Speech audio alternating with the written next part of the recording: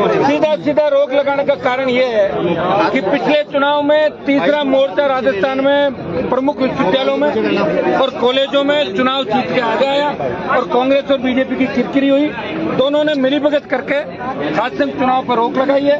पहले भी समय समय में छात्र संघ चुनाव को रोकने का प्रयास किया, युवा शक्ति को दबाने का प्रयास किया। राष्ट्रीय लोकतांत्रिक पार्टी शुरू से छात्र संघों की स्वायत्ता के पक्ष में और आज मैं आमरण अनशन समाप्त करा के आरएलपी पार्टी पूरी तरीके से छात्र संघ चुनाव करने का जो आंदोलन चल रहा है, इसमें हमारी पूरी पार्टी आज से सड़कों पर मिलेगी। बड़ा आंदोलन हम करेंगे छात्र संघ चुनाव को लेकर और मैं अन्य पार्टियों के नेताओं से भी अपील करूंगा जो लंबी डींगे आंकते हैं, तो विश्वविद्यालय के अध्यक्ष भी रहे हुए, जो एमएलए मंत्री है, उनका भी जमीर जागे और एक चुनाव करवाएं। गहलोत सरकार घोषणा करे चुनाव की, नहीं तो नौजवान गहलोत सरकार की ईंट से ईंट बजा देगा।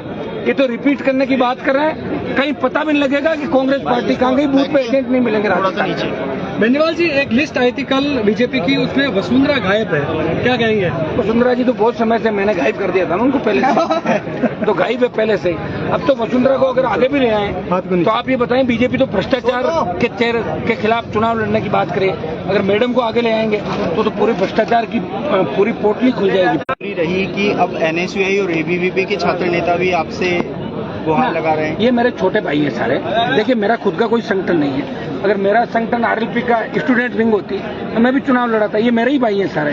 देखो, इसमें एनएसयूआई एबीपी और ये नहीं है। हम सबका मकसद एक छात्र संघ चुनाव करो। मैं तो इस बात की हमेशा हिमाकत करता था कि कैंपस में पॉलिटिकल पार्टियों के इंटरफेरेंस बंद होना चाहिए।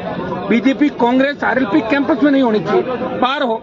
हमारे बच्चे हैं, जीतने के बाद ये छात्र संघों के लिए अच्छे काम कैसे कर सके, कैसे डेवलपमेंट कर सके, कैसे सांस्कृतिक आयोजन कर सके, कैसे समरसता का भाव नौजवानों को आगे लेके चलें, कैंपस की समस्याओं का कैसे समाधान करें। आज दुर्भाग्य देखिए, लिंगदो कमेटी की रिपोर्ट के बाद यह हालत हो गई कि फरवरी में तो छात्र संघ अध्यक्ष का कार्यालय बंद कर दिया जाता है, मार्च के बाद उसको आने नहीं दिया जाता कैंपस के अंदर, कॉलेज में प्रिंसिपल सस्पेंड कर देता छात्र संघ अध्यक्ष। मजाक है कोई? चुनी हुई लोकतांत्रिक व्यवस्था के अंदर ये गुंडागर्दी है। मैं तो इतना ही कह सकता हूँ मीडिया के माध्यम से कि अगर आरएलपी सत्ता के अंदर आई तो लिंगदो कमेटी जो है इसकी सिफारिशों को हम नहीं मानेंगे। नए सिरे से हम चुनाव कराएंगे पूर्व की भांति। जैसे अगर कोई एक बार हार जाता है तो दोबारा चुनाव लड़ पाए। हाँ, अगर कुछ इसमें अच्छे पॉइंट होंगे, जैसे क्रिमिनल। आप क्रिमिनल किसको कहते हो? अगर कोई रास्ता रोक रहा है, उस पर केस दर्ज किया, वो अपराधी नहीं है, वो छात्रहितों के लिए लड़ रहा है। हमारे भी मुकदमे दर्ज हुए, छात्रहितों पर लड़ते हैं, सजा भी हुई, वो क्रिमिनल नहीं होता। क्रिमिनल वो होता है जो एक से अधिक बार दूसरी घटनाओं में लिप्त होता है, जो आतन होता है। आप बच्चों को आतन मान रहे हो, ये कौन सी लिंगदो कमेटी भाई? और ये दुर्भाग्य की कांग्रेस बीजेपी इस तरह का बार करी। बीजेपी की सरकार में भी चुनाव बंद हुए, कांग्रेस बार बंद करी। मैं तो आरोप लगाना चाहता हूँ कि मुख्यमंत्री खुद यूनिवर्सिटी कॉलेज का चुनाव आ रहे हैं तो कहीं न कहीं इस बहाने ये चुनाव बंद कराते हैं। उनके मन के अंदर ये होती है ना, मैं देख नहीं बन पाया था उस जमाने का, सीएम तो रह गया, चुनाव बंद कर दो।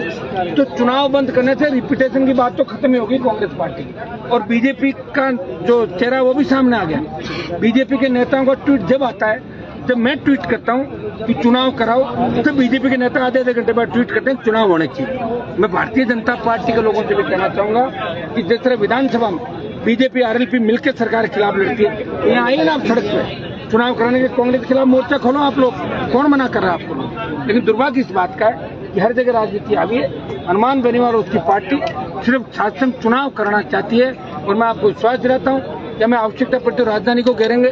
2 लाख जवानों की रैली भी आवश्यकता पड़ती है जयपुर में करेंगे। कल से ही हमारे कार्यक्रम चालू हो जाएंगे राजस्थान के अंदर। नौजवान निकल पड़ेंगे शांतिपूर्वक तरीके से, लॉ एंड ऑर्डर नहीं बिगड़े इसका भी ध्यान रखेंगे। पुलिस का जो हस्तक्षेप कैंपस के अंदर हो रहा है, ये दुर्भाग्य।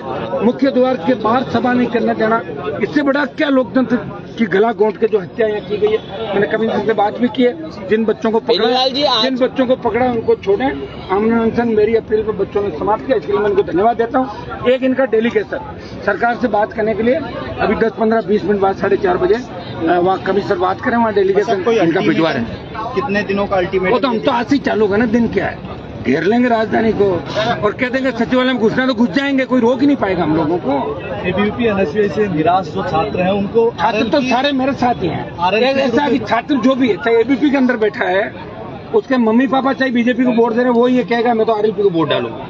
जवान तो राष्ट्रीय लोकतांत्रिक पार्टी पहली पसंद है जवानों की। आज छात्रों से ज्यादा यूनिवर्सिटी कैंपस में पुलिस प्रशासन नजर आता है इन दिनों। आज मैं आया हूँ ना, इसलिए आ रहा आज विशेष रूप से। नियमित रूप से ये स्थिति रहती है, इसलिए है कि हमारे जो लीडर हैं वो ये नहीं चाहते कि छात्र नेता मजबूत हो, छात्र संघ मजबूत हो। कैंपस में बार बार जो कैंपस की स्वायत्तता को खत्म करने का काम किया जा रहा है, ये ठीक नहीं। हम इस बात के विरोध करते हैं हमेशा। छात्र संघ मजबूत हो, कैंपस में पुलिस का इंटरफेरेंस बंद हो।